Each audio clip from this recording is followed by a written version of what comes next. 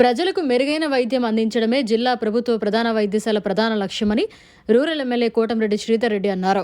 ఈ రోజు నెల్లూరు జిల్లా ప్రభుత్వ ప్రధాన వైద్యశాల నందు 15 లక్షల రూపాయల వ్యయంతో నిర్మించిన ప్రసూతి హాస్పిటల్లో ఓపీ విభాగాలను రూరల్ ఎమ్మెల్యే కోటంరెడ్డి శ్రీధర్ రెడ్డి ప్రారంభించారు.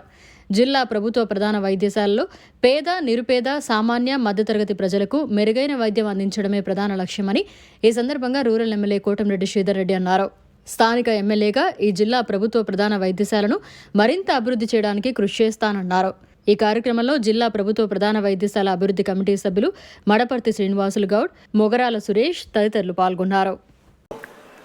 3 ఓపీలు, అదేవిధంగా ఒక కౌన్సిలింగ్ సెంటర్, అన్నీ కలగలిపి 4 రోగులకి మెరుగైన వైద్య సేవలు అందేదానికి జిల్లా ప్రభుత్వ ప్రధాన వైద్యశాలలో ఎన్ని రకాల అవకాశాలు ఉంటే అన్ని రకాల అవకాశాలను తీసుకుని ఆ యొక్క ప్రజలకి, ఎందుకంటే పేద ప్రజలకి, ఇక్కడికి వచ్చేదంతా పేద ప్రజలే కాబట్టి మెరుగైన వైద్య సేవలు అందించే ప్రయత్నం చేస్తున్నాం. ముఖ్యంగా ఈ యొక్క ప్రసూతి వైద్యశాల చాలా నమ్మకానికి పేరుగాంచింది. ఇక్కడ ఇంకా మెరుగైన సేవలు ఆ యొక్క వారందరికీ అందాలని చెప్పని 15 లక్షల రూపాయల వ్యయంతో, అక్షరాల 15 లక్షల రూపాయల వ్యయంతో ఈ యొక్క నిర్మాణాలు చేయటం జరిగింది.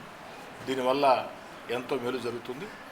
దీనికి పూర్తి స్థాయిలో సహకరించినటువంటి జిల్లా కలెక్టర్ గారికి, అదేవిధంగా ఈ యొక్క ప్రభుత్వ ప్రధాన వైద్యశాలలో పనిచేస్తున్న సూపరింటెండెంట్ గారికి, ప్రిన్సిపాల్ గారికి, డాక్టర్లకి, ముఖ్యంగా హాస్పిటల్ సలహా మండలి కమిటీ చైర్మన్కి, సభ్యులకి అందరికి కూడా పేరు పేరున ధన్యవాదాలు, అభినందనలు తెలియజేస్తూ రాబోయే రోజుల్లో కూడా ఈ యొక్క జిల్లా ప్రభుత్వ ప్రధాన వైద్యశాలలో మెరుగైన సేవలు అందించేదానికి స్థానిక శాసనసభ్యుడిగా అద్భుతాలు చేస్తాను, మహోద్భుతాలు చేస్తాను అన్న మాటలు నేను చెప్పలేను. కానీ నా పరిధిలో ఉన్నంత వరకు, నా శక్తి ఉన్నంత వరకు ఎన్ని రకాల అవకాశాలు ఉంటే అన్ని రకాల అవకాశాలను తీసుకుని ఈ యొక్క రోగులకి మెరుగైన వైద్య సేవలు అందేదానికి నా వంతు ప్రయత్నం స్థానిక ఎమ్మెల్యేగా మీ కోటంరెడ్డి శ్రీధర్ రెడ్డిగా ఇప్పుడు చేస్తానని చెప్పని మాట్లాడారు.